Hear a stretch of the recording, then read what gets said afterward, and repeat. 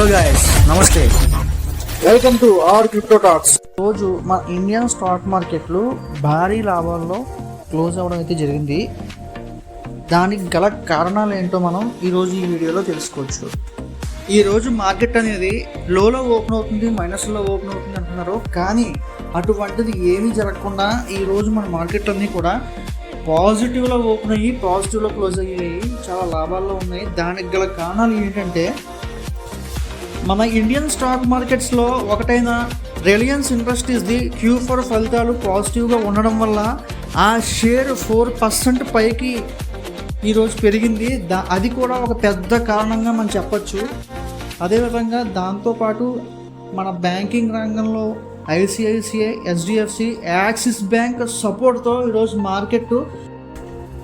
Second reason ఏంటంటే ఎఫ్ఐస్ అంటే foreign investors ఎవరైతే ఉన్నారో వాళ్ళు 8 ట్రేడింగ్ సెషన్స్ నుంచి 32,000 కోట్ల విలువైన ఈక్విటీస్ని బై చేయడం వల్ల కూడా ఈరోజు మార్కెట్ అనేది మనకి పాజిటివ్స్లో ఓపెన్ అయ్యి పాజిటివ్స్లో క్లోజ్ అవ్వడానికి ఒక రీజన్గా చెప్పుకోవచ్చు.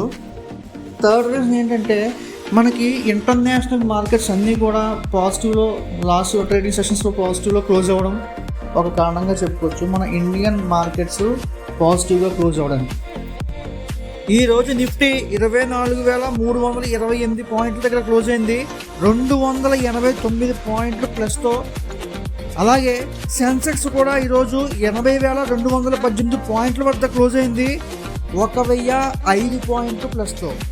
మరింత సమాచారం కొరకు, మరిన్ని వీడియోస్ కొరకు, మరింత నాలెడ్జ్ గెయిన్ చేసుకోవడానికి మా ఛానల్ని సబ్స్క్రైబ్ చేసుకొని ఫాలో అవుతుంది. Thank you.